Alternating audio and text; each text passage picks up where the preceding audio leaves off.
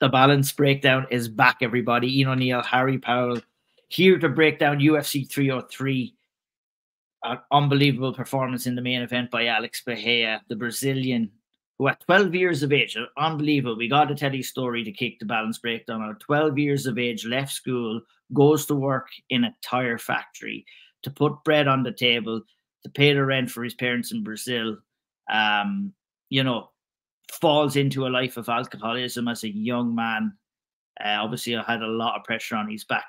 Joins up, starts kickboxing at 21, pulls himself out of alcoholism, goes on to become a multi-time champion at Glory, moves to the UFC at just, 3 mixed martial arts fights, progresses through 9 fights in the UFC, 2 titles, 2 title defenses, multiple victories over UFC champions, and just 5, Harry is showing up, 5 UFC champions in 9 fights, or former UFC champions.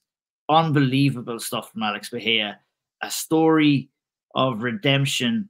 That road to redemption is now over. He's hit the crossroads, and the road from redemption, to me, Harry, turns into the road to greatness, to be honest. And I mean, you really enjoyed what you saw as well, because we had an early severe spotlight this week. It came on Sunday, and I know when we get a Sunday spotlight that a man is happy about what he's seen, and that's exactly what you were in the main event on Saturday night. Alex Bahia's second round KO of Yuri Prochazka. Unbelievable stuff on short notice, let it be said. The man was in Australia on tour 2 weeks ago, saves another card, adds to his mystique, adds to his greatness, and adds another knockout to his collection, Harry. Unbelievable stuff. Speechless is the honest answer. Speechless. Like, I wrote, you know, obviously I wrote about it in the spotlight, right? If people want, they can go and read that. But I was just blown away by how undeniably himself he is, right? I think it takes something like the life that Alex Bahia has lived up until this point for him to be so unfazed by everything. And, you know, you drop out of school at 12 years old. Think about, at 12 years old, having the conscious awareness that your parents have been struggling for significant years, right? And then to either take it upon yourself consciously to remove yourself from your future education in order to go and find work so that you can help your parents, or to heed to the pressure, the economic pressure that your parents are under, and to go leave school, find a job. Like, just that alone is so sobering to any human at that age that, you know, getting punched in a man's face every now and again is really not that big of a deal. Now, what that sort of standing gives him, I think, that willingness to bite down on his mouthpiece and go out and work, it gives him a level of awareness of who he is as a human. It gives him a level of awareness of how low the lows can get. And it also gives him awareness of how much real work ethic can bring about change.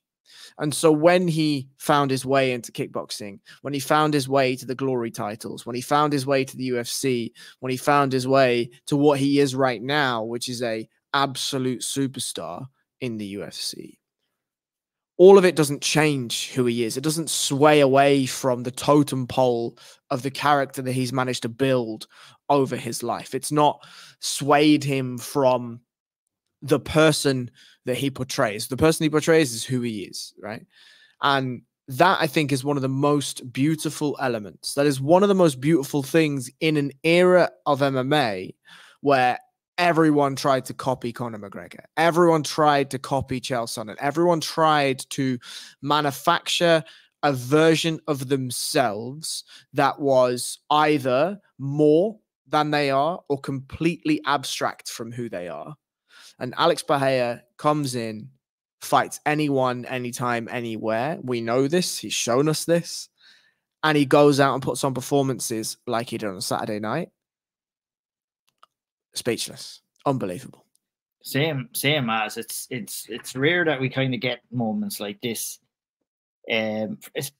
maybe I was speaking personally more so than overall, and I think you'll kind of relate to this as well, because we watch so many fights and you see a lot of things go on, but you know, once every so often you get somebody like Alex Bahia who's just willing to risk a lot. You know, we're willing to gamble, because this was a big gamble for him. You know, we can look at it and say, oh, he went in and did what he did, but there was a lot of doubt and there was a lot of uncertainty amongst the masses ahead of this fight. And like, was he biting off too much too much that he can chew?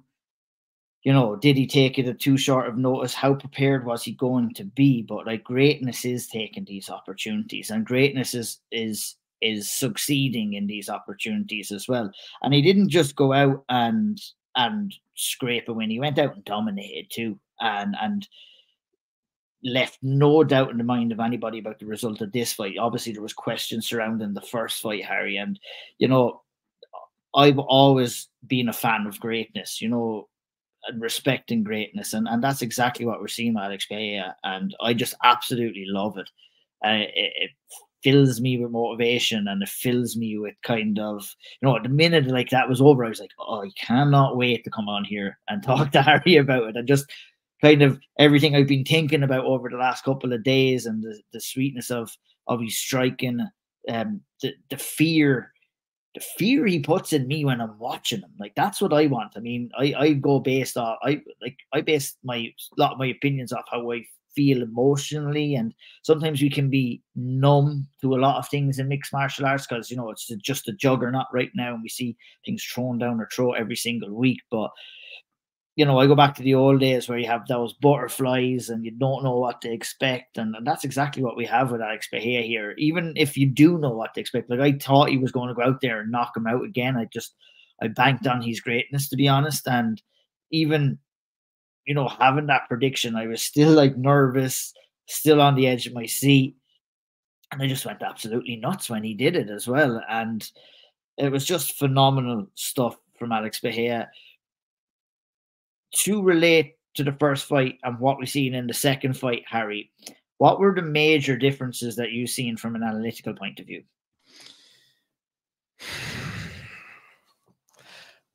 I'm going to say something, and I don't usually say things like this, but I'm going to say it.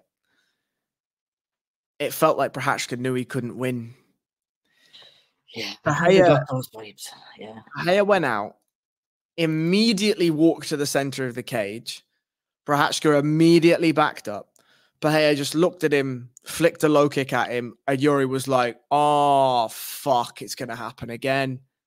Everything that they'd thought about, everything they'd game planned for, the checking of the kicks, the footwork, the movement, you get a feeling, and we're going to talk about this with Gary MVP as well, but you get a feeling that when you're in there with somebody, let me backtrack slightly. There are moments in life that your brain will shroud what actually happened to you in order to protect who you actually are and like the fragility of yourself, right? Prochazka went in first fight, Bahia. The fight itself, you know, there were moments for Prochazka for sure. Without a shadow of a doubt, there were moments. And then he got finished, right? We can argue the toss about the finish as long as you want, whatever. The fight is what it was. I feel like there are elements of Prochazka's mind that shut down what it actually feels like to be in the cage with somebody like Alex Bahia. And that when he stepped back in on Saturday night, his body was like, oh, fuck. This is way different than we remember. He is actually bigger. He has far less tells. His feints are more aggressive. I'm biting on them too many times. The low kick actually has far less sell than I even remember. And you watch it on tape and it's not the same thing. Because I've watched Alex Bahia on tape for every single UFC fight he's had. I can guarantee you if I got in that octagon with him, I'm not. But if I could, and if I did, I would be like, oh, this is nothing like I've analyzed. This is so different than what I remember and what I realized. And the first exchange where Bahia lands that low kick to the left leg of Prochazka, you just see Prochazka's demeanor change. And again, Prochazka tried, right? There were a couple of exchanges where he landed on Bahia, but Bahia's left hook, the moment Prochazka started to see that left shoulder twitch and start to rotate, you could just feel He knew it was coming. He just knew it was coming. And 15 more seconds at the end of that first round, he probably finishes Prochazka in the first. And then he comes out in the second and he just makes absolutely no mistake with that left high kick. Broke his own foot again, by the way. Broke his own foot again with that left high kick. I don't think he did. He was in the gym today and he seemed to be moving fine about it. I know they said on the comms that he back out so he pushed his toes back like straight from his foot in the cage. Did you see a video of that? Yeah, I've seen a video of that. Oh man, I thought, because I had heard that, yeah, Rogan kind of overblew it a little bit on the comms. I watched the video with a doctor, but I know for sure that he was definitely in the gym today. Yeah, I've seen him in the gym as well. Unbelievable. He's just different gravy. Like, I mean, and I mean, he went in there. I wouldn't be surprised if it was, but I'm seeing mixed reactions about that. I'd love to see a little bit of confirmation. I know that his manager was on with Helwani today. Maybe I looked at that back. I didn't have the chance to today, but none of this. Fucking broken toe, no broken toe. Still sensational. That was another kind of a crux going in there, like that. You know, he was carrying injuries from previous fights as well. And you mentioned the no tell on the calf kick, but I found that there was less tell on any of his strikes in this fight in comparison to what we had seen in previous fights too, which was unbelievable. A mark of confidence and unbelievable as well, to stand in front of someone like Yuri Prochazka as well. You know, with his arms not tucked into his chin, but more so out. And I think that was more so to combat some of the wild strikes that Yuri Prochazka does like to throw. So he had, look at it's an old school kind of defensive boxing and kickboxing technique, is that you always keep your hands in your opponent's face. It's kind of an active guard that you can have. You don't necessarily have to have them nestled into your chin all the times, although it is helpful sometimes.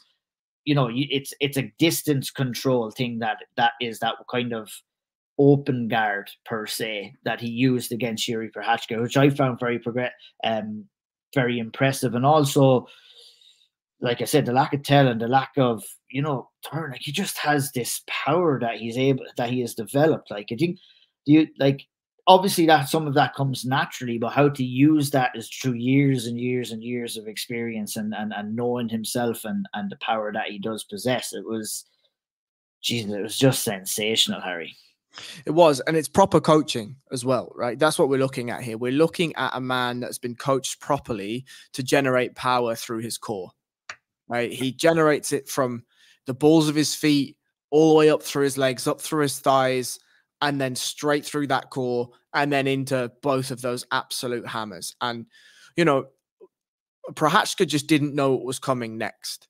I found in the first sort of 30 to 45 seconds, Pereira showed him a jab, showed him a stiff teep to the midsection, showed him the low kick, and then showed him the left hook too. And so Prochazka's like an odd jab to the body as well, which he does like to do, that calf kick, body kick. It's all to draw the hands down. Right. And you know, obviously when he was kicked into the head too, it would have been, you know, a tell for maybe a calf kick, or Yuri was expecting a calf kick too. And, you know, that's some form of PTSD as well, I guess, from the first fight as well. And obviously the setups that he did ahead of the fight, or like the setups he did early in round 1 too. And I think the thing that I found the most impressive, right, is I have long thought that people like Michel Pereira, people like Yuri Prochazka, people like Johnny Walker, if you have somebody who is elite at the fundamentals, they will beat those kinds of more wild, more crazy styles. Now, Yuri Prochazka is a little bit different, as is Johnny Walker, in that they also carry freak power. And if they land, it could just be fucking finished, right? And so I do understand that there is an element of that. However, for the most part, I believe that fundamentals win fights. And I believe that the technique and technical ability wins fights. And to watch Pereira go out and just shut absolutely everything that Prochazka had down and leave him so quickly with this, I don't want to throw anything, because as soon as I throw something with real conviction, he's going to counter me. And when that counter lands, I'm going to be in big problems, was unbelievable. Like, he turned turned Prochazka into a fundamental fighter. And I thought that that was the most impressive. The most impressive thing about that entire performance was that. 100%. One thing I maybe touch on before we move on, or maybe talk next steps for Alex Bahia. He found himself, you know, up against the cage in a clinch with Yuri. Smart tactics by Yuri. I think that was important. I said that Yuri has to go out and do that, that he's not going to win a stand-up battle with him. He tried, but he failed. Were you impressed with what you've seen from Alex Bahia? Look, Yuri Prochazka is not your, you know, D1 wrestler type and everything like that. But, you know, I think we're seeing a level of confidence in Alex knowing what he has to do in those positions to try and keep himself safe. And also, I thought he did excellently well to, you know, use that wrist control to turn himself away, which is going to be a confidence booster for him, and obviously take away some confidence from Yuri as well, saying that, hey, it's not easy. It's not going to be as easy to take this guy down. And I think the most exciting thing about Alex Bahia right now is that we're seeing a fighter that's still developing at the same time as going out here. Like, I mean, he's not doing mixed martial arts that long. He's in there with Glover Teixeira. And I'm glad that you mentioned his team, because I wanted to give his team credit as well. You see that level of togetherness that they have. You see them dancing before the fight. You know, that's a solid, good camp. And that's a happy fighter. And a happy fighter is a great fighter. And I think that is such important. Like, I mean, you know, Alex Bahia will always get the plaudits, and he deserves to get the plaudits. But you know, that's a solid team that he has built around him too. And that's a major key into the success. I kind of went off on a side tangent from my original point, which was him reversing off the cage. And you know, we're seeing those little wrinkles being ironed out in his game too. Now, look, there is some big tests ahead of him as well. You know, it's still a key, you know, if you want to, somewhat big tests to get for him. Harry is not convinced. But like, I mean, I think, you know, the exciting thing about Alex is what I was saying is that we are seeing those improvements. We've seen him taken down multiple times against Michailidis and Bruno Silva in the early stages of the UFC, but we're seeing them in the exact same positions now, using overhooks, using underhooks, using wrist control, and getting himself out of those positions too, which just adds to his greatness, in my opinion. Yeah, so I think the first thing that's incredible is that we are talking about a man who, as you say, has been in the UFC for 3 years. Obviously, he's still improving. There's nowhere near that he's hit his ceiling, but to have accomplished what he's accomplished with the skill set that he has, with the fairly rudimental skill set in terms of overarching MMA, obviously striking super elite, but the rest of it, you know, there was work to be done, right? And so I wrote about 3 elements of the grappling, specifically in that clinch, that I was really impressed with Bahia. The first was, in that position, if you are Alex Bahia against Bruno Silva or Michailidis, the one and only thing you are focused on is not getting taken down, right? That's the only thing you're focused on. Immediately, as Prochazka started to enter into the clinch, Bahia started looking for knees. He started looking for elbows. He started measuring his distance. That's a man that's confident in that situation. That's a man that's been in that situation before. His immediate reaction from the overhook was to do everything he needed to. So he kept his overhook nice and heavy to kill Yuri Prochazka's underhook. He put his shoulder in front of Yuri's overhook to make sure that Yuri wasn't able to lean too much weight onto that underhook. He made sure that he was sagging as much of his chest over Yuri's underhook so that he couldn't shock him up. And that shoulder on the other side was also ensuring that he wasn't exposing his back. So immediately he's in a good spot. The overhook is bar framing on Yuri's hips. And so he knows that if a knee is going to come, he's got at least a bar frame to keep him away. Now, all of this obviously is super, super, super normal, relatively basic stuff. But we have to point it out when we see it, right? Secondarily, he's V-gripping to begin with on the bicep, in the, sort of that inside bicep, middle of the arm sort of position there on Yuri Prochazka. And then something that we saw Israel Adesanya do, and I think the first time I saw it was Israel Adesanya, but because of the length of his arms, he takes a far wrist grip and passes that free arm of Prochazka to the overhooking hand. So now Alex has a free hand and Yuri has no hands. And so Alex is landing elbows, he's landing shovel uppercuts, he's pushing away the hips, we can land knees up the middle. And like these little elements are so wonderful. To then, he knows that Yuri Prochazka is going to pull his left arm back. As he does, he switches his underhook, sorry, to a grip behind the neck and just starts to run that steering wheel and reverse the position. Like, he dominated that clinch exchange, let alone the exchanges that we saw on the feet, let alone the range battles, let alone the striking battles, let alone the feint battles, any of these sorts of things. He was put against the fence and he dominated the clinch with his back against the fence. That is the first time we've seen that. And I think that is a massive feather in his cap for future performances. Absolutely. Speaking of future performances, what do you want to see next? What do I want to see or what's going to happen? Give me both. What do I want to see? John Jones. Yeah. What's going to happen? Not John Jones. Yeah, it's going to be Ankalaev next. It's going to be Ankalaev, yeah. And I think a win over Ankalaev is going to make that John Jones fight bigger too. Impossible. The John Jones fight never, ever, ever, ever, ever happens. Never happens. John Jones, we know, he's a bully. That's who he is as a human. And we also know, what does John Jones want to do? He wants to go in and he wants to beat people at their own game. I think John Jones he used to. He didn't do that against Cyril Gane. Sure. And I think that's exactly the exact same game plan he will follow if he ever goes in there against Alex Pereira. 100%. 100%. My only caveat, my only argument is that Cyril Gane, even at the time, right? This isn't revisionist history. He was not a star. He was a guy that the UFC was saying, this guy could be the guy, lads. This guy definitely could be the guy.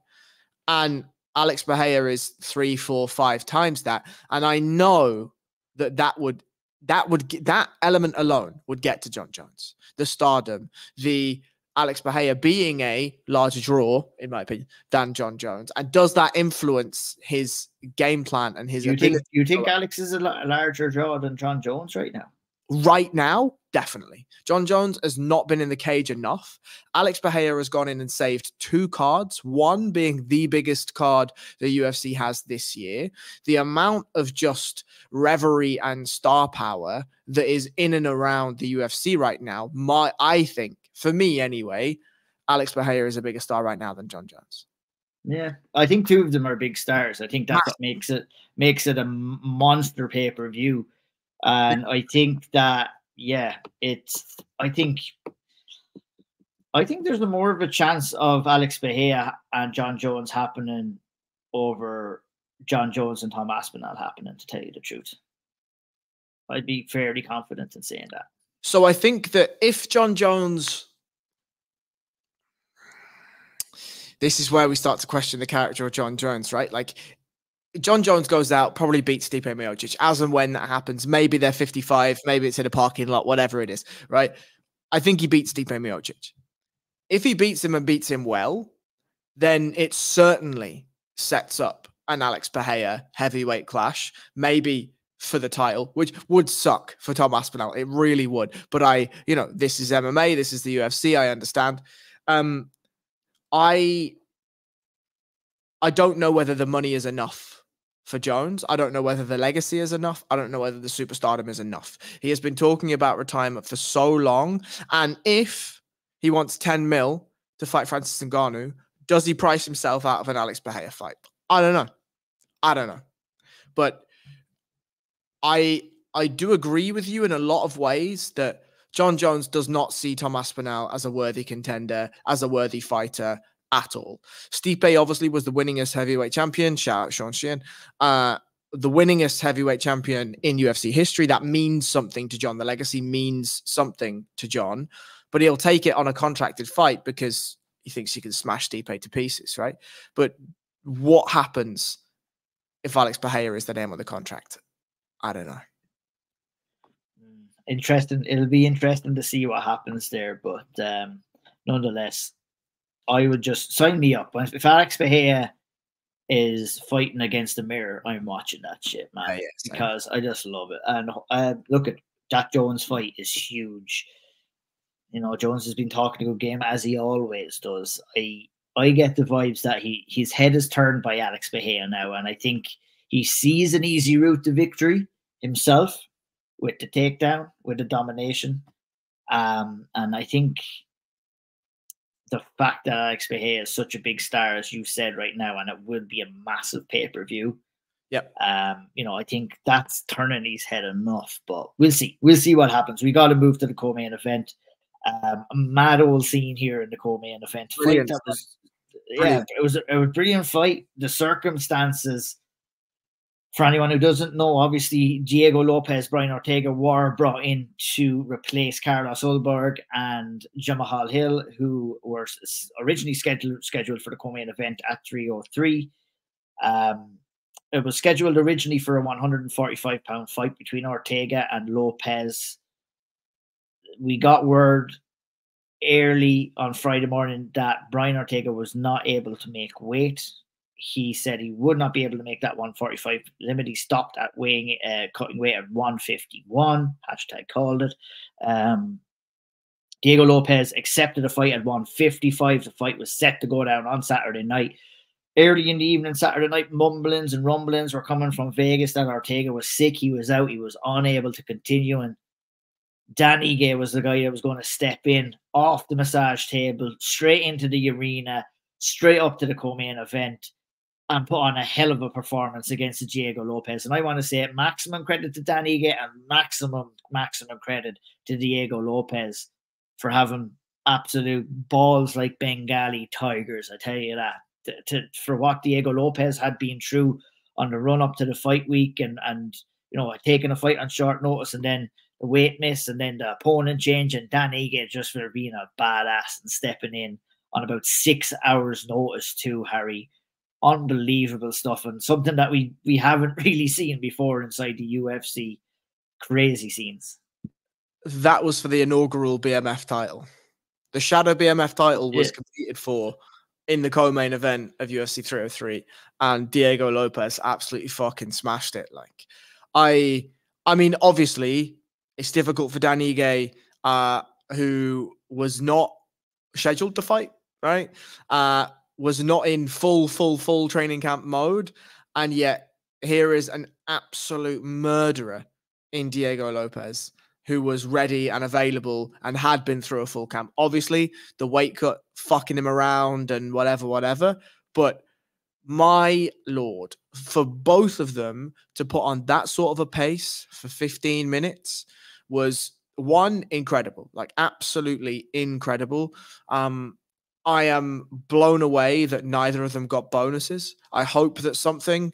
You got to think that they would have gotten something behind the scenes for sure. I would hope so. I would hope so. And, you know, given what we've heard off of UFC, Lopez obviously was on the Helwani today as well. So maybe he did say something there that we don't know. But, you know, historically speaking, UFC normally look after guys like that, even if they're not, because they deserve much more than a $50,000 bonus, to be honest, for doing what they did. I agree. In terms of the actual fight itself, like, Diego Lopez is going to be a serious problem. And he's going to be a serious problem because he has some of the things that make you an elite fighter. Skills aside, right? Just push the skills aside for a little second. He's durable. He can take an absolute fucking hammer to the side of the head. He's got a great gas tank, and he hits like a truck. And so when you put all of those things together, and his ability to fight in the offbeats, the offbeat fighting is what really won this fight for me, where Dan Ige knows and knew that in the exchanges in the pocket, both of them were going to land. Right? He was going to take a shot, land a shot, and hopefully land harder shots. He didn't, but that was the plan, right? The second plan was, I'm going to try and grapple. I'm going to try not to get taken down. And so if I get on top, we saw in the third round, there was some nice ground and pound from the top from Dan Ige. What he didn't expect, I don't think, is on the exit of the clinch, on the exit into the clinch, into those offbeat moments when Lopez is looking for takedowns. He's looking for the back. He's not quite solidified in any position. There's weird shovel uppercuts and there's fucking short hooks and there's elbows flying in and there's thigh punches and there's fucking shots to the liver and he's just constantly being peppered with damage. And that's a style that you really like. It reminds me a little bit of Alexander Pantoja in that there's just damage always. It's like being put through a set of razor blades that are constantly spinning. And sure, if and it's also not allowing your opponent to switch off at any time too. You always have to be on. Right. Or rest. There's no offbeats. Lopez is coming at you for 15 minutes. And, you know, that's a significant problem. That is a significant problem for anyone in that top 15, top 10, top 5 of the UFC 145-pound division. I really like him. I mean, both of them, obviously, but I really, really like Diego Lopez. I don't think he's going to win a title, right? It wouldn't shock me if he did, but I don't think he's going to. I don't think he has the elite level of skill. But, you know, if you want to sign me up for Yair Rodriguez versus Diego Lopez, if you want to sign me up for Max Holloway at some point versus Diego Lopez, you want to sign me up for insert, you know, Calvin Keita versus Diego Lopez, oh my Lord, just fucking, I mean, the fight, obviously, this is me putting my Dreamland hat on. I would, in another universe, love to see Zabit Magomedsharipov versus Diego Lopez. 5-round fight. Give me all of that. Obviously. Oh, that would be fantastic. But you know what I mean? Like, yeah, he is a absolute nightmare to try and deal with. And I'm just super excited by him. Yeah, I mean, we've been kind of ringing his bell there for quite some time. You know, since he came in and level of performance he showed against Evelev on his debut, ran him close as well. Look at Dan Ige got back at him, I think, you know, in a strange kind of a way. Look at Diego Lopez had a weight cut, you know, strange enough, Dan Ige, and I think Sean mentioned this excellently on the big podcast. In a strange kind of a situation, Dan Ige may have been in kind of better condition coming into this fight than Lopez, because, you know, this was kind of thrown together for Lopez at the very last minute. He had eyes on a card later on this year. But look at Lopez versus Yair Rodriguez in the Sphere. Makes itself. It makes itself. Like, that's a no-brainer. He called for it. Dana wants it. Dana wants Diego in on that card because he requested it too. Obviously, reward him for what he did on this card. So hopefully that happens. It's an absolute no-brainer. For Dan Ige, I mean, you know, give him whatever the hell he wants. He wants in on that. He wants in on that Sphere card too. Yeah, give him whatever the hell he wants. Give these two guys whatever the hell they want. And hope, like you said at the very start, I hope that they were looked after as well. And I'm sure they were, hopefully, anyway. So any final thoughts before we move on? Long live Diego Lopez. Here we go. Roman Anthony Smith. Delize made his 205-pound debut, gets a unanimous decision win over Anthony Smith. I could rattle through this one and the next fight relatively quickly, obviously, to get on to Ian Gary. What did you think of this one? It was a kind of a fight that was thrown together as well, Harry, and it did not really deliver. I mean, the stark difference between two fights that have been thrown together in Diego Lopez and Dan Ige and what they did, and then Roman Dolidze and Anthony Smith. Look, it wasn't a terrible fight, but it wasn't a great fight either, that being said. It's just a little bit of low quality, right? Like, I think Dolidze on a proper camp probably gets Smith out of there in that first round. I thought Dolidze gassed a little in the third. Smith didn't put his foot on the gas enough in the third. You know, we just got to see, like, Dolidze, I think, knew that Smith hits hard and felt that he hits hard, and so didn't want to put himself too much out there.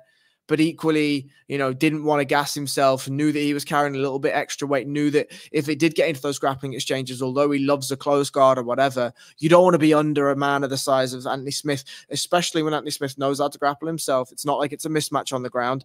You don't want to be under a guy like that for too long, especially when you're rolling off the couch seemingly rolling off the couch like Dolidze is. So I think it was a smart game plan for Dolidze. Use the footwork, use your better speed, better movement, etc., etc.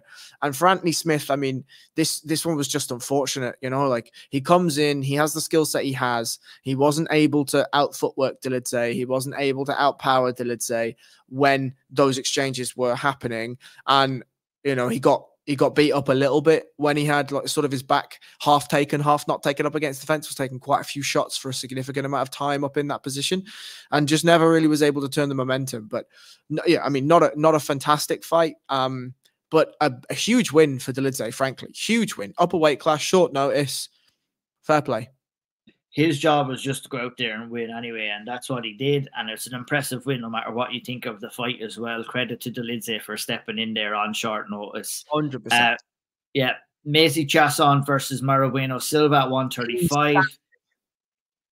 Say that again? Absolute insanity from start to finish. Yeah, crazy. And that cut that finished it in round 2 was brutal. Yeah, just a great fight by these two women. Did you enjoy it for as long as it lasted? And did you agree with the stoppage? I'm sure you did. I definitely agree with the stoppage. Jesus, like it was the first time. What I said to the lads after that stoppage is like you could put a barrier around it, you could put a gate at the door, and you could fly helicopters around that. It was like a Grand Canyon, so it was of a cut. So you know, it was crazy. I mean, it was the like you know when fighters are leaking. Right, you often see blood sort of all over the mat and spots of it here, there, and everywhere. You see clothes are messed, whatever. In about 15 seconds, there was an actual puddle of blood on the canvas, an actual puddle, and you're like, "Oh, this is really bad. This is really, really bad." And so, yeah, I mean, absolutely no problem with the stoppage whatsoever. But I was so impressed by, frankly, both women. Like Bueno Silva in the first round, okay, she gassed herself trying to beat up Macy Chasson. That's not great. But the ferocity in her striking, the ferocity in her grappling attempts, just the ferocity all over was unbelievable. And equally, I was so impressed with Macy Chasson's durability, her toughness, her willingness to be like, nah, this is cool. You can hit me as hard as you fucking want.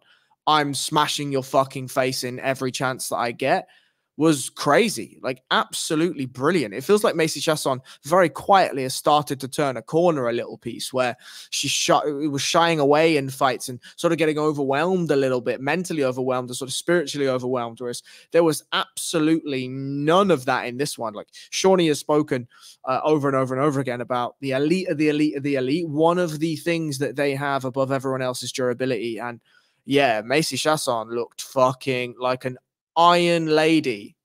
Shout out Jermaine Durandamy. I love it. In this one. And yeah, just the cut itself was brutal, obviously, but the elbow was beautiful.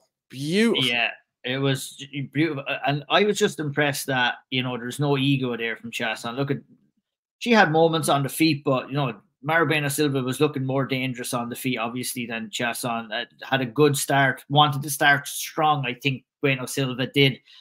You know, sometimes you want to start strong, put the doubt into your opponent's mind, you know, especially coming in, look at former title challenger, big fight, obviously, for Chasson as well. But I was uber impressed as well. I don't like doing this. I don't like saying this either, but it was appearing, and the chemistry and the story of the fight at the time of the stoppage was leading towards a Chasson win. You know, obviously we don't know what was going to happen, but you know, I wouldn't say that the cut was unlucky for Bueno Silva because she was doing well and then got cut. I would say, you know, it was probably a blessing in disguise for her, maybe, that the fight got stopped as early as it did, because she was looking to tire out. She wasn't as explosive. She was getting taken down and dominated and hurt on top quite easily in the second round by Macy Chasson. You know, she was half threatening for subs and stuff like that, but it didn't look like it was going to. It looked like it was going to be a long night for her until it got turned into a short night for her. A nasty cut and a monster win for Macy Chasson. She's right up there in the mix now, Harry, isn't she? Who would you like? Oof. I have no idea, is the honest. I have not even thought about it. Let me have a quick think now. Let's have a quick look ourselves, both of us, and we'll try and devise a route here next for Jason. I mean, Kayla Harrison's going to fight for the title. Yes, although I do think that Pennington and Pena is being floated about right now, but that's obviously the fight. What I mean is Kayla Harrison doesn't need another one before she gets a title shot. No, she could wait. I don't know whether she'll want to wait, but I think she probably will, and she probably should. But it'd be interesting to see how that's going. But so I'd like Ketlin Vieira. Yeah. I think that is the. Yeah, I think that's fair. I think that's fair. Ketlin Vieira's number 2. Yeah, puts her right up there. Yeah, let's do it. Ketlin Vieira, the number 1 contender for the number 1 contender spot. That fight would be obviously Kayla Harrison in the mix as well, who is number 4. So I mean, yeah, there's a Holly Holm fight there. Irene Aldana's ahead of her. No, but I think Ketlin Vieira is the one. That's the one. Yeah, let's not do the Holly Holm thing. No, I don't think. Yeah, I kind of regret even mentioning that straight away.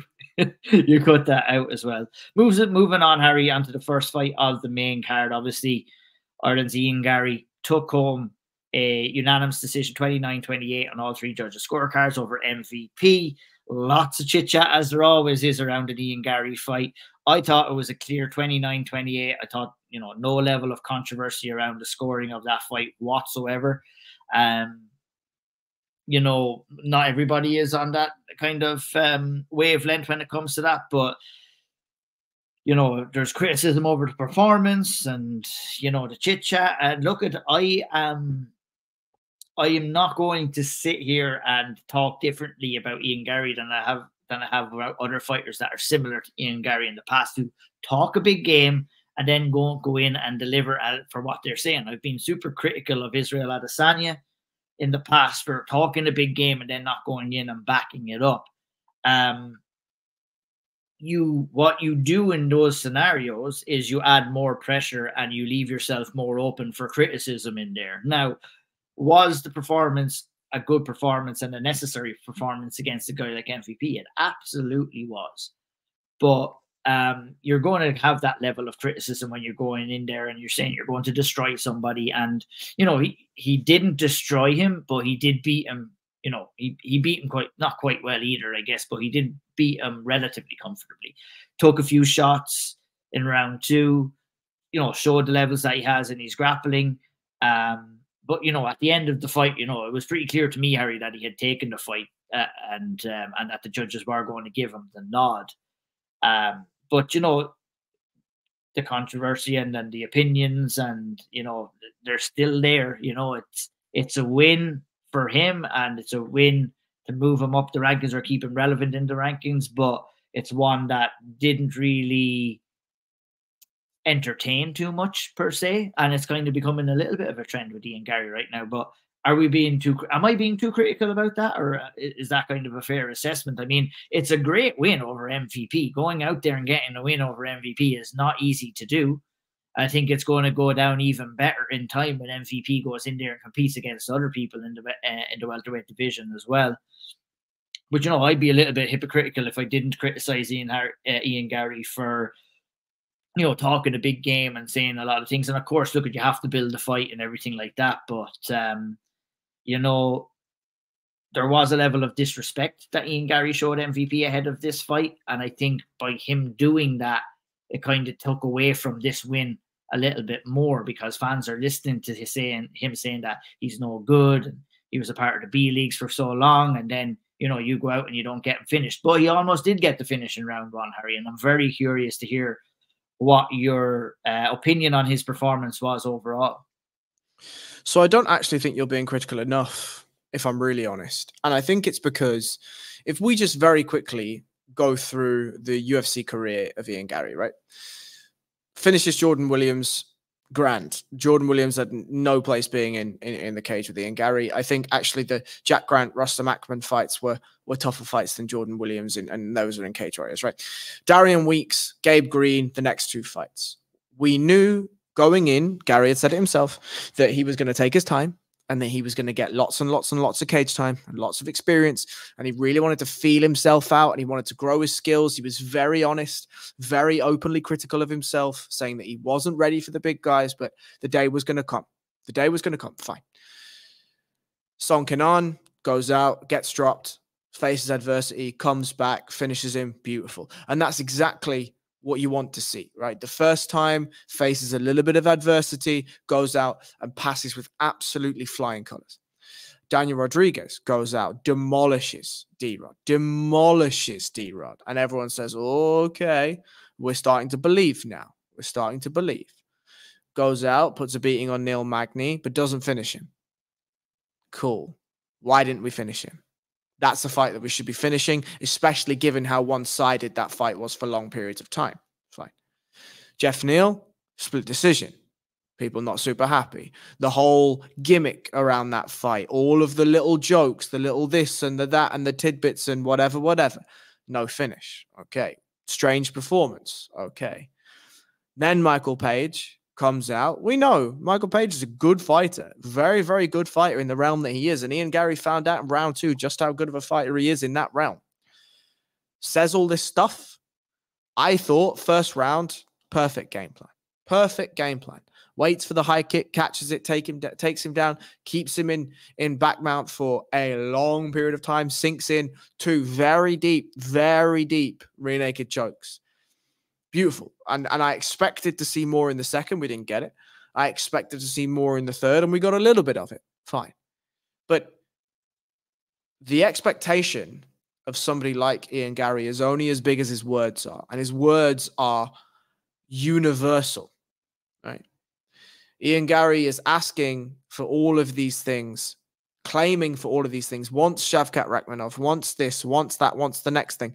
He'll get these things, right? Because the stardom he has built, the fan favor he's built, the sort of mystique he's built around himself is large. But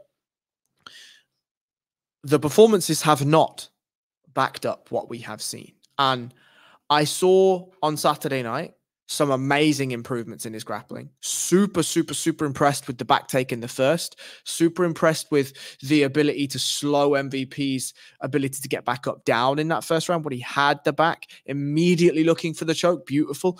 He calmed MVP's hips down, passed off to the body triangle. Lovely. When he was trying to choke MVP, those were deep attempts. Make absolutely no mistake about it. MVP was in significant amounts of trouble in those moments. He did a fantastic job to be able to push him to the other side to get Ian Gary's head on the wrong side and free a little bit of pressure and then start the hand fight. But 15 more seconds, even 5 more seconds. And that was probably done if MVP was not up against that fence. And then we're talking about a round 1 win and Ian Gary comes out looking absolutely amazing. But the second round was the first time in a fight that I had seen Ian Gary look uncomfortable in an octagon, look timid in an octagon. And that, I think, is very interesting. Not worrying necessarily, but just very interesting. And the final thing I'll say, because I've rambled a lot, is this was a close fight, but easy to score. It was a very easy 29-28. Yeah. But it was a close fight at the same time. Absolutely. Yeah, no, absolutely. Yeah, it's strange when you're trying to assess this because, as you said, if that submission had have been locked in and got the finish in round 1, it would have been a different conversation here and now. But we have to get into a kind of a system now of analyzing Ian Gary as an elite level mixed martial artist. We've gone past the prospect stage. 100%. We're in the contendership stage right now, and he is in the midst of elite level competition. He's calling himself elite level too, and as he should, because he is elite level. But sometimes the master of his own kind of critique in certain ways, because he says a lot of stuff, very outspoken, and always has been that way, and he's not going to change either. This is Ian Gary in a nutshell. So I mean that's it. Whether you love or whether you hate him, but yeah, you have to give him respect in terms of, being able to switch it up, not having too big of an ego, because he thought he was going to have a speed advantage in there and he clearly didn't against MVP. And there's not too many people that are going to have a speed advantage against MVP. He'll make a few chinks. He's doing all the right things to try and become elite level. But you know, it's very, very interesting to see this kind of story develop and where it goes. You know, I I kind of always thought that, you know, before Ian gets a title wrapped around his waist, if he gets a title wrapped around his waist, I feel that there's a loss there somewhere. But I think it's a loss that Ian Gary will need. And I think it's a loss that will turn him into a champion. And, you know, the lack of finishes when we're fighting these elite level guys is telling right now. I mean, you know, elite level guys will go out there. I mean, you want to, you know, he's calling out Shavkat, and the main difference between him and Shavkat is going in there and he is finishing these guys. So, you know, I want to give him all the credit in the world for calling out Shavkat after the fight as well. That's a ballsy move to do that, and that's a really great fight for Ian Gary. But any other kind of intricacies that you've seen on the fight itself, Harry? So I thought Gary did an amazing job of allowing MVP to dictate most of the range games, but there were limits that Gary had set himself. And the limits were, if I get to a certain period, or sorry, a certain position in this octagon, I have to fire back. I have to fire back. And that was good because it kept MVP on his toes, right? There were a couple of low kicks. The feinting game of Gary was good. Obviously, he was biting hard on the MVP feints, but I thought his overarching footwork, head movement were solid enough, especially in round one. And it was obvious that the game plan was he's going to throw high at some point, and we're going to jam that kick and take him down. And in round one, it was picture perfect. Absolutely picture perfect. The left high kick came up. Gary darted past the knee line, takes MVP down, crushes him in round one. Crushes him. Fantastic. Excellent stuff. Round two, MVP chose not to throw high in the same way. And if he threw high, it was with no tell, and it was with punches behind it. And so Gary didn't have the same opportunity, which was interesting because MVP then forced Gary to make some more dangerous decisions on the feet and to start looking. You could almost feel, this was my read, there was a couple of moments where the takedown was available for Gary, or at least the shot was available, but it felt like he knew the knee was coming immediately, and so second guessed the takedown attempts. And then third round, obviously it was what it was. We saw the takedown. The one wrinkle that I wanted to praise Ian Gary for in that third round is he jumped on MVP's back and had both hooks in, whilst MVP still had almost like the bulldog choke type headlock, front headlock type, headlock type grip. Gary did an excellent job at lacing one of those hooks out, taking a far hook, and then using his free hands to pry his head away before then taking the back of MVP. And that's smart for a couple of reasons. One, why waste time like actually taking the back and then fucking peeling your head out and whatever. But also it was smart because MVP using that can start to almost hit like Uchimata style off balances that force Ian Gary's hips to start swaying side to side because his head posture is broken. And then there's a potential that if he scrambles hard enough, Ian Gary loses the back anyway. So it's just smart awareness of the dangers that are potentially happening in and around what would have been a really dominant position for Gary. But all in all, I thought he looked good. Like I thought he looked good in the areas that he should look good. I don't think you're going to find many fighters that, if they just purely stand with MVP, aren't going to look like Ian Gary looked in that second round. 100%. And I think that's what a lot of people are going to realize. I think as MVP fights more in the UFC, 100%. It's like my issue about, you know, what I said at the start of this conversation about Ian Gary and the way he talks is like, there's nothing wrong with, like, he completely disparaged MVP's skill set before the fight. And look, that is a term of kind of building the fight, and you do have to talk a big game. But also on the other end of the stick, there's nothing wrong going out and respecting his game either. Because if you went out and said, look, MVP is a tough guy, you know, I know this is going to be a tough fight, and, you know, that makes this win a little bit more impressive. But people will judge him off of what he said before. And, you know, you talk the talk, you got to walk the walk. And that's unfortunately the way a lot of people do kind of see it in the mixed martial arts sphere. But it's a win that's going to look better in time. It was you know, he got the job done. It wasn't easy, but it was clear. It was definitive. and he moves on to the next challenge right now. So, you know, he called out Shavkat. You know, Jack Della Maddalena. I called for the UFC come back to Dublin, put Jack Della Maddalena versus Ian Garry as the headliner there. You know, if we have a few of the Irish on 304 that do well, I mean, it's tailor made for that to happen, in my opinion. You know, got a lot of kickback on Twitter about that, actually, putting Ian there, saying, why would we put Ian as the headliner there? Nobody likes him, nobody wants to see him, or anything like that. I mean, the UFC is going to sell out anyway in Ireland, whether Ian Garry is a headliner or not. So what the UFC will do from a marketing perspective, from a business perspective, you know, if that is true, and we don't know that. Look, he has, I would imagine he has a good following in Ireland. Not like, you know, we can't fall into the trap of comparing it with Conor McGregor. Like, I mean, it's not going to happen. But, you know, I think there'd be people excited to go and see Ian Garry fight in Ireland. You know, other people might want to go and see him lose, but people are still going to want to show up. But, you know, how do you get back the love of the Irish audience? You put him in that headline spot in a big fight. You know, one with Jack Della Maddalena or whoever, even Shavkat. Let's bring fucking Shavkat over to Dublin. God damn, geez, that would be unbelievable. You know, 2 undefeated prospects fighting for the, you know, relative chance to get a title shot, really. But, you know, you put him in that headline slot. He goes out there, puts on performance, maybe gets the win.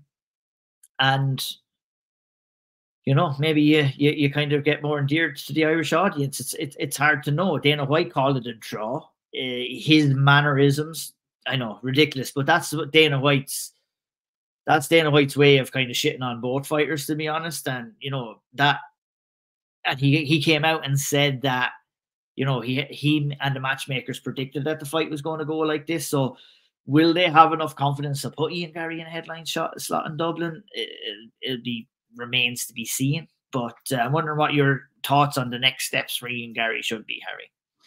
Depends what you want to do, right? Like, if you put Ian Garry as the headliner in Dublin, you do Jack Della Maddalena. And you do Jack Della Maddalena because it is in Ian Garry's wheelhouse. And you, obviously, it's still a very stiff, very stern test, right? But you do Jack Della Maddalena and you allow Shavkat to either just fight the winner of the title, or he doesn't need another one. But, like, let's say there's another one, right? The winner of Garry and Jack Della Maddalena is the guy that fights Shavkat. I think Ian calling Shavkat is the right call out, right? It is the right call out, but that's the boogeyman in this division, right? Shavkat is the boogeyman in this division, and so Ian calling him out is absolutely correct. You call out the boogeyman and you say, I'm not scared of the boogeyman. But it's a tough ask. It's a tough ask for both fighters, actually. I think there are spots that Ian Garry causes Shavkat big problems, and I think there are spots that Shavkat causes Ian Garry big problems. I also wonder whether, and I have no evidence to support this whatsoever, but I wonder whether there's an element with which Ian knows he has to improve. And of all the fighters that he has fought so far, none of them are actually that scary, you know? Like MVP, obviously there's an element of fear there, but goes out first round, takes him down, almost finishes him. Confidence is high, confidence is high.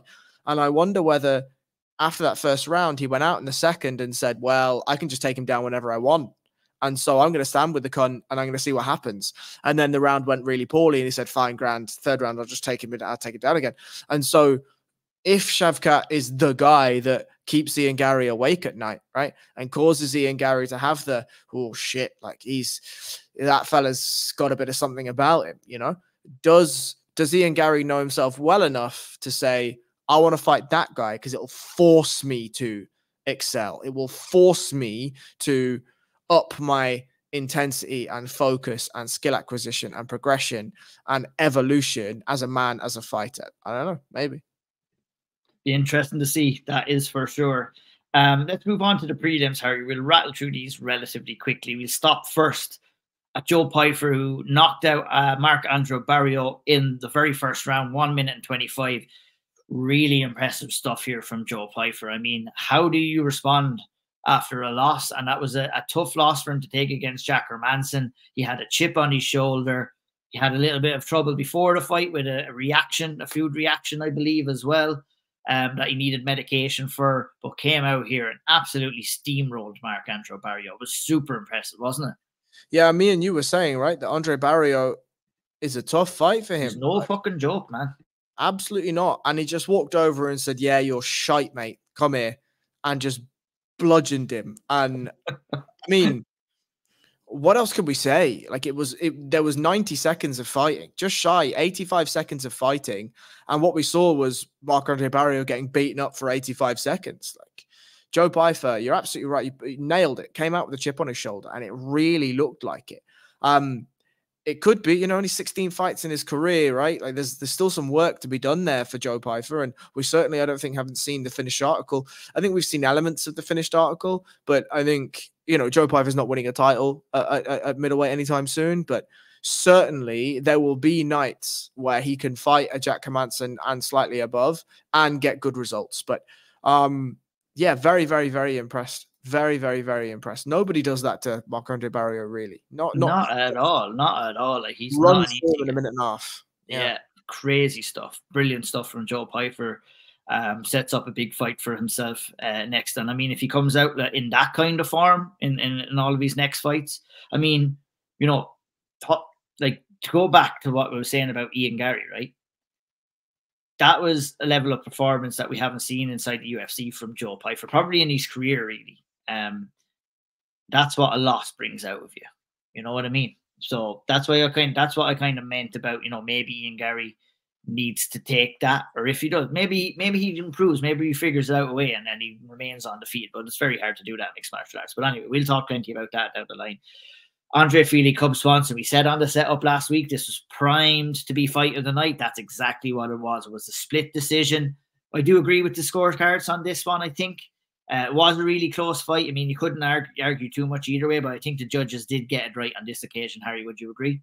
Yeah, it's a tough fight to score, right? Like, Fili round 1 easy, Swanson round 2 easy, and then third round, like, I think Fili did enough in the first 2.5 minutes. And I think this is also why a lot of people, when they see split decisions or they see this, they're like, oh, I think Cub did enough or whatever. You forget that those last 2.5 minutes, that round is 5 minutes. A lot happens in 5 minutes. And to try to keep note in your mind of everything that's happened in 5 minutes, and then in those 10 seconds, 15 seconds you have in between to note everything down and pick a winner of that round is a very, very tough task. But I think Fili just did enough in those first 2.5, and then there was a spell at the very end where he seemed to land a few more shots in the exchanges than Swanson did. But this was perfect matchmaking going in, and it played out so beautifully on paper. I was impressed with both guys. Both guys still going, like at later stages in their careers, still going. I'm happy that both of them fought each other, right? And not anything super crazy higher up the divisions. But yeah, brilliant fight. Fantastic. Love it. John Silva missed weight going in against Charles Jourdain, but went out with an impressive knockout win over Charles Jourdain. Just beat him up. Looked confident. Looked like he wanted to be there. Was excited at the fact. Look at this. Very disappointing that he missed weight. He's going to have to correct that. Credit to Charles Jourdain for taking the fight. I mean, that's kind of, that's his style. He's always going to take fights like that. But it was a tough loss for him, really, Harry, wasn't it? Yeah, I mean, first weight miss for John Silva in his career. So, sometimes stuff happens during a weight cut. I understand. Like you've said, he absolutely needs to fix that going forward. I think for Charles Jourdain, who's almost at a half and half record here, just over, sorry. He's just over a 50-50 fighter now in the UFC. We look at some of the losses. Nathaniel Wood, no shame in that. Shane Burgos, no shame in that. Sean Woodson, obviously I'm super high on Sean Woodson. Wins over Kron Gracie, Ricardo Ramos, Lando Venato. Like, these are solid wins, But I do feel like we've hit the apex with Charles Jourdain, and this is sort of the level that he's going to be at. I expected him to kick on when he had those couple of wins over Gracie and Ramos, and we just never saw the acceleration of his game, and that's unfortunate for him, right? He's a guy that longed for the division but can't quite figure out how to fight at his length, doesn't really implement everything together in the sum of its parts as well as the individual elements of his game actually are from a skill set perspective. And that's what you need to kick on at 145. And it's a shame. Obviously, you could rebuild. He's only 28, right? Loads of time. But yeah, it's a tough loss. It's a tough loss. Yeah, 100%. One of the best prospects inside the UFC right now, Peyton Talbot, took 19 seconds to take out Yanis Yamori. It was a fight that, you know, I was confident of him getting the finish, but I did not expect him to get it. That, like, I mean, that's a statement win, and it just adds to his potential stardom inside the UFC. That's what you need to do. I mean, that's you're in a shit hot division in 135-pound division. How do you stand out from that? You know, you beat Peyton Talbot, really. You know, a lot of talk about being Joe Pyfer, but I think you beat Peyton Talbot, and that's what he did. He surprised himself, I think, with the early finish, Harry. Not too much to analyze on this one, just kind of admire that level of performance and how good a prospect he is. 100%. I mean, I don't even think he knows how good he is, frankly. I don't think we know. I don't think he knows either. If you want me to just chuck a name in there, I would like Mario Bautista, please. Oh, very good. Very good. Are you seeing some, like, you know, I'm the guy who always gets excited. You are always the guy that levels me out and says, settle down there, Ian. But, you know, we are seeing some early signs here that this guy could make a serious run inside the 135-pound division. And that's definitely, I would say, future championship material, potentially. Nah. Definitely not future championship material. At least I can't put my name to that right now. Right. Like, I think that Peyton Talbot in the performances that we have seen sometimes leaves his chin too high, sometimes stands a little too straight. And these are things that I would have expected at 9-0, those basic things to be fixed, right? There are other elements, grand, we could lose exchanges, these are things, but these are really fundamental, rudimentary things. I think that Peyton Talbot is going to be a very, very, very prominent figure in the 135-pound rankings in the future. Bearing in mind he is only 25, there is still so much time ahead of him. But I am going to have to say, we're going to have to call the Jets on Championship Talk right now. Come on. Someone call the fucking fun police on Harry here. Come on. Sorry. No, I get you. I'll be the excitable one, though. I'll never change. I'll always get excited about these I'm things. right, as you should. I'm going to go out there and say, I'd be surprised if he doesn't fight for a title at the very least at 135. I think, you know, going out there, he has so much time to grow. Like, will losses come throughout that period? Maybe so, but it'll be interesting to see. It will be interesting to see this man's career progress, but very, very exciting prospect. Gillian Robertson versus Michelle Waterson-Gomez, Martin Buday versus Andrei Arlovsky. Both finished by decision. Gillian Robertson took home a unanimous decision over Michelle Waterson-Gomez, who retired after the fight. You know, credit to Gillian Robertson, took the fight down, dominated the fight, beat up Waterson-Gomez, who couldn't get back to defeat. That was going to be the major differential between the two. Obviously, Waterson-Gomez would have fancied herself on defeat. Excellent game plan from Robertson to take her down. She was the stronger of the two. It was a good win for her, but nothing really to write home about in the fight itself. Same with Martin Buday versus Andrei Arlovsky. Look, at all the credit in the world to Andrei Arlovsky. He fights like trash right now, but he goes out there and, you know, does it on purpose, I think. You know, wants to close the distance, doesn't want to strike anymore, wants to go out there. Almost got this nod as well. I mean, it was a close fight, and he could have got this one too, maybe get that win bonus, but it was the last fight on his UFC contract. He's not returning to the UFC by all accounts as well. It's the end of a journey. I think that's a wise move, but said he's not finished fighting yet, Harry. But, you know, maybe just a quick opinion. Andrei Arlovsky, look at the tail end of his career, obviously nothing to write home about, but at 45 years of age, to still be competing in the UFC in close fights. You know, what he's done in recent years maybe is what's fresh on fans' minds, but how much of a killer he was back in the day has to be remembered. The original Pitbull himself, Andrei Arlovsky. I mean, he was a guy who was an absolute killer and one of the most feared men in mixed martial arts when I first started watching it way back in the day. And it's a credit, I mean, for him to battle on it from 45. You know, he had the the mid-career slump that everyone was saying his chin was gone, and he's still out here decisioning like a motherfucker and not getting knocked out too. So we have to give some credit where credit is due here, Harry. I mean, look, legend gets thrown around a lot, right? But when you've had 42 UFC performances, that really, really, really means something. You know, like that is an insane amount of times that you make the walk in that UFC octagon. That's an insane amount of time for you to be consistently under one promotion. Obviously, the Strikeforce days, the Affliction days, everything else, like just an unbelievable run in terms of his overarching career. He won a title. He's only 45. Like, you'd expect Andrei Arlovski to be about 700 years old. He's about, I'd say he's about like 643 in fight years now. He's been going for so long. But like, don't get me wrong, it's a shame that he went out with a whimper. It's a shame that he went out in a split decision loss to somebody like Martin Buday. No disrespect to Martin Buday, but, you know,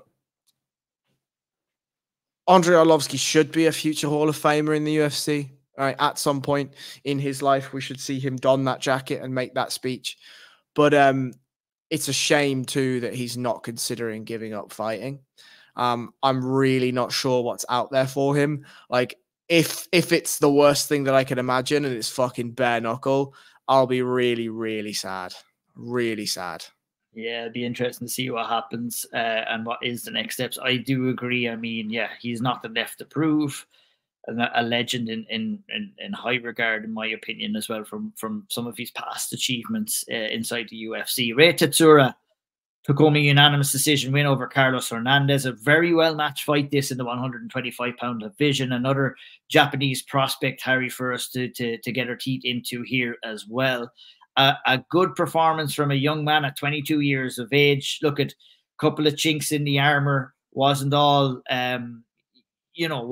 one-way traffic for him in this fight. I think that's why I said it was a well-matched fight, but still, nonetheless, got the job done. I almost lost my shit watching this fight when I thought he was going to get the twister. I was going absolutely insane, hoping he was. He came damn close to it, didn't he? He did. Look, I was not high on him after this performance. I just think that Carlos Hernandez is a very good fighter, right? Very, very good fighter. You are absolutely right that it was well matched, and he came through, faced the adversity, faced it really well, got the win. Maybe I'm marred by the fact that Satsuto Taira we were blessed with him, right? And he just comes out and just fucking crushes lads. But I think for Soroya, this is a sharp awakening to what the UFC level is at flyweight. And I have no doubt that he will go on and he will improve and he will close some of those holes. 22, he's a baby, he's a child. You know what I mean? Yeah. And there are plenty of improvements to be made. And as we have said multiple times before on this program, is what you want is to go out, have a ton of holes shown in your game, and then win. And that's what we got here. And so for Soroya, it's just a perfect performance in that he can go back with his coaches and nitpick and analyze and go over every detail of the fight and then still know that he got pay and win bonus.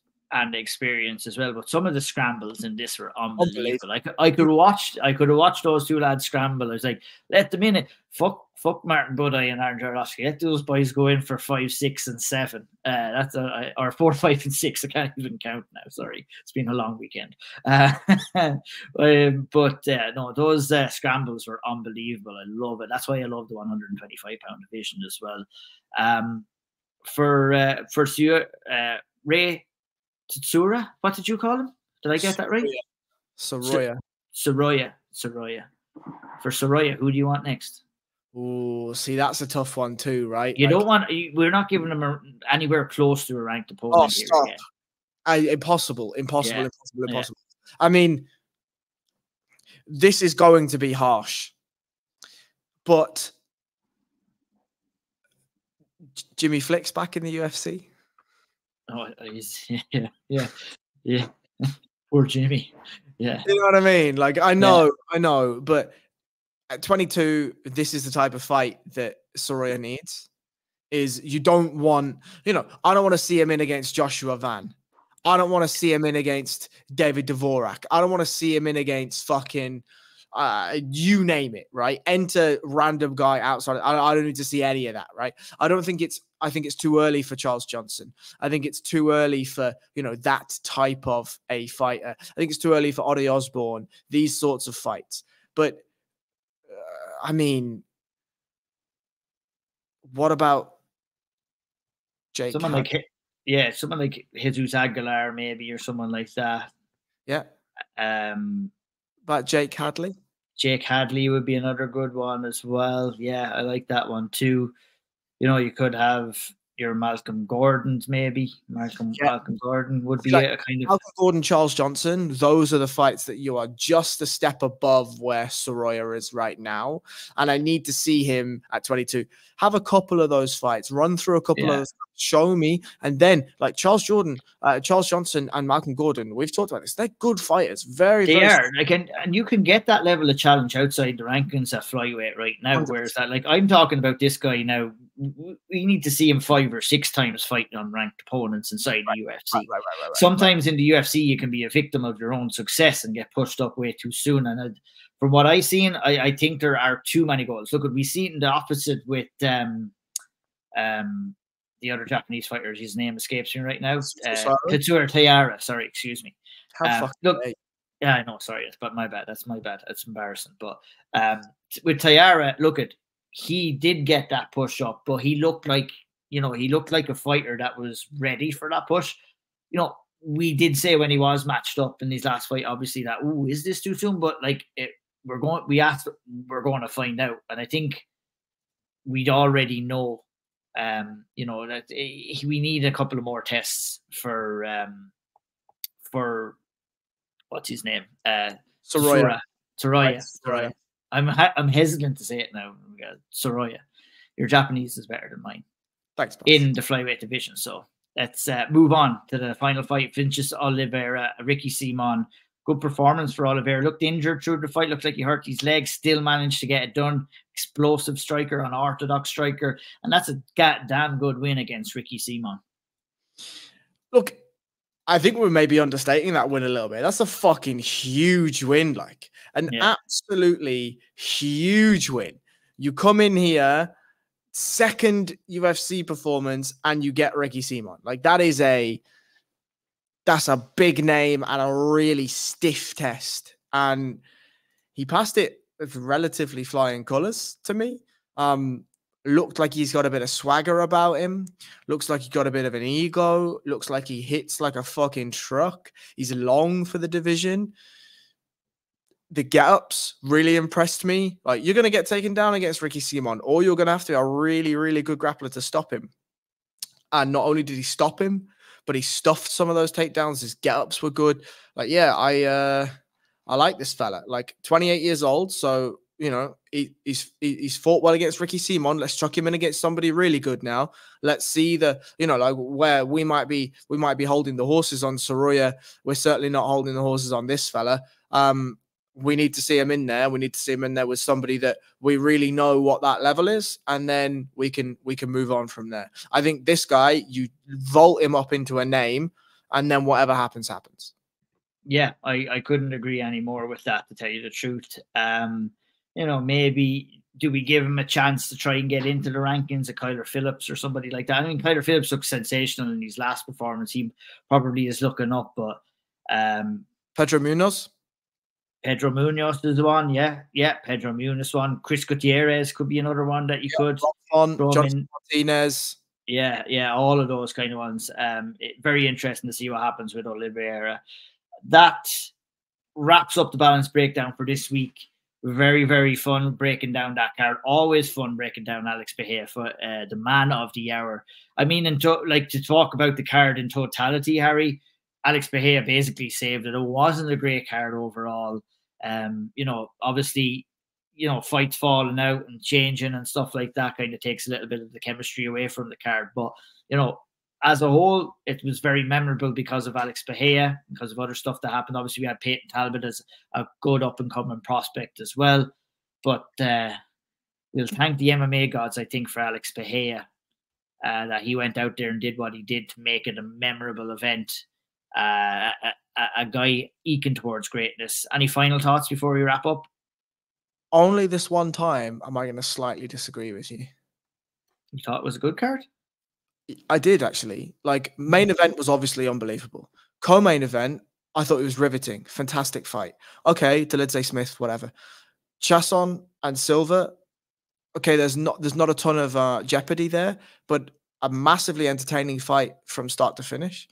Ian and MVP, again, I know that most people wanted fireworks and didn't get one, but I'm a sucker for this kind of fight, right? I'm a sucker for this kind of fight. So I enjoyed that fight too. Joe Pyfer looked fantastic. Feely Swanson, fight of the night, great stuff. John Silva gets a big uppercut finish over Charles Jourdain. Peyton Talbot finishes somebody in 19 seconds. Gillian Robertson does Gillian Robertson things. We completely scratch over Buddy and Orlovsky. And then Soroya and Oliveira, I guess you call them prospects, brand new in the UFC, whatever. They come in and they put on great performances. Like, whilst I think that there was really a disheveled feeling because 303 lost Conor McGregor and it was supposed to be a mega card, if we abstract ourselves from that and imagine this card was this card the entire time, I think it's a pretty good card. Like on the night anyway, I say on the night, I didn't watch it on the night. What the fuck am I talking about? But watching it back, I enjoyed almost all of the fights. And that's something I can't say about many fight cards. You know what I mean? So that's fair. That is fair. That wraps a bow on it. Wraps a positive bow on this card. That wraps up the balance breakdown. At PJJ_Harry Powell at O'Neill MMA. Head over, check out the Severe Spotlight on SevereMMA.com. Harry does an excellent write-up. Love the analogy at the start of this week's one with the fish net. Harry has a writing technique that I've never seen before, and it always paints a beautiful picture of fighters and how fights play out. And you'd be foolish not to go over and check that out on SevereMMA.com every Monday and sometimes Sunday if his juices get flowing under particular performance. No setup this week. We're taking the week off. No UFC. That's it. I'm glad to have the weekend off. It's been a hectic old time. We will see you when we see you again soon. Take care.